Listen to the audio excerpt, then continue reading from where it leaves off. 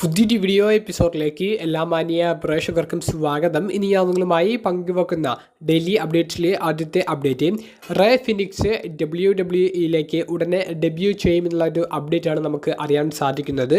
അങ്ങനെ ray phoenix debut ചെയ്യുകയാണെങ്കിൽ ray ഫിനിക്സിൻ്റെ ആദ്യ പദ്ധതികൾ എന്തൊക്കെയായിരിക്കും എന്നുള്ളതിനെ സംബന്ധിച്ചുള്ള ഒരു സൂചന നമുക്ക് ലഭിച്ചിട്ടുണ്ട്. അത് മറ്റൊന്നുമല്ല, AEWൻ്റെ മുൻ ടാഗ് ടീം ചാമ്പ്യന്മാരായിരുന്ന ലൂച്ച ബ്രദേഴ്സിനെ അതേ ടീം പേര് കൊടുത്തുകൊണ്ട് അതേ ഒരു രീതിയിൽ WWEയിൽ പ്രസൻറ്റ് ചെയ്യാനാണ് ക്രിയേറ്റീവ് ടീം നിലവിൽ ഒരു ഡിസ്കഷൻ ആരംഭിച്ചിട്ടുള്ളത് എന്നാണ് നമുക്ക് ലഭിക്കുന്ന ഒരു അപ്ഡേറ്റ്.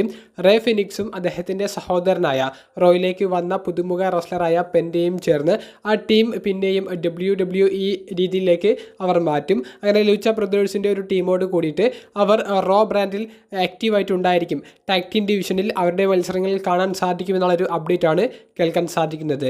റേ ഫിനിക്സിൻ്റെ ഡെബ്യൂവിന് കാത്തിരിക്കുന്ന കൂട്ടുകാരെ കമൻറ്റ് ബോക്സിൽ രേഖപ്പെടുത്തുക. രണ്ടാമത്തെ അപ്ഡേറ്റ് TKO എന്ന് പറയുന്ന കമ്പനി, WWEയുടെ പേരൻ്റ് കമ്പനി, അവർ നേതൃത്വം കൊടുക്കുന്ന ഒരു മെഗാ ഇവൻറ്റ് സൗദി അറേബ്യയിൽ വെച്ച് നടക്കാൻ പോകുന്നു. WWEയിൽ നിന്നുള്ള റെസ്ലേഴ്സിൻ്റെ മത്സരം, UFC നിന്നുള്ള ഫൈറ്റേഴ്സിൻ്റെ ഒരു ഫൈറ്റ്, പ്രൊഫഷണൽ ബോക്സേഴ്സിൻ്റെ ഒരു ബോക്സിംഗ് ഫൈറ്റ്, ഇതെല്ലാം കൂടി ചേർന്നുകൊണ്ടുള്ള ഒരു മെഗാ ഇവൻറ്റ്, ഒരു മെഗാ കാർഡായിരിക്കും ഈ വർഷം നമുക്ക് കാണാൻ സാധിക്കുക എന്നുള്ളൊരു റൂമറാണ് നമുക്ക് കേൾക്കാൻ സാധിക്കുന്നത്. സൗദി അറേബ്യയിൽ വെച്ചിട്ടായിരിക്കും ഈ ഒരു മെഗാ ഇവൻറ്റ്. ഒരൊറ്റ ദിവസം തന്നെ ഈ 3 വ്യത്യസ്ത കോമ്പാക്റ്റ് സ്പോർട്സിലെ താരങ്ങൾ ഏറ്റുമുട്ടുന്ന രീതിയിലുള്ള മത്സരങ്ങൾ അവിടെ നടത്താൻ പോകുന്നത്. അതായത് WWE സൂപ്പർ സ്റ്റാർസ് തമ്മിലുള്ള മത്സരമായിരിക്കും WWEയുടെ ഭാഗത്തുനിന്ന് കാണാൻ സാധിക്കുക. UFC ഫൈറ്റേഴ്സ് തമ്മിലുള്ള MMA മത്സരം, പ്രൊഫഷണൽ ബോക്സേഴ്സ് തമ്മിലുള്ള ഒരു ബോക്സിംഗ് മത്സരം, അതായത് കമ്പനിയിലെ താരങ്ങളായിരിക്കും അങ്ങോട്ടും ഇങ്ങോട്ടും ഏറ്റുമുട്ടുക.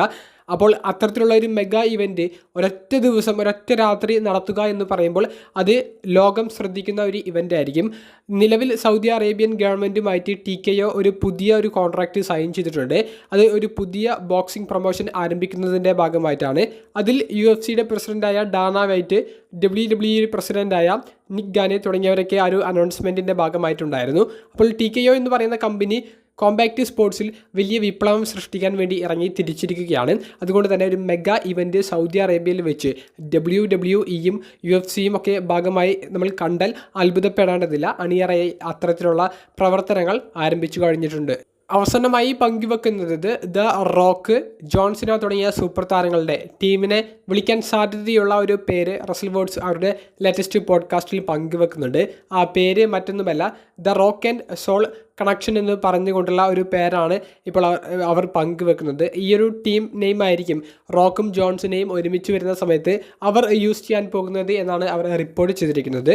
കൂടാതെ ദ റോക്ക്, ജോൺസിന തുടങ്ങിയവർ ഒരുമിച്ച് വരാനും റസൽമീനിയ 41 മുൻപ് വരെ ഇവരും ഒരുമിച്ചുള്ള സെഗ്മെൻറ്റുകൾ ഇനിയും അധികം നടക്കാനും സാധ്യതയുണ്ടെന്നുള്ളത് റസൽ വേർഡ്സ് റിപ്പോർട്ട് ചെയ്യുന്നുണ്ട്.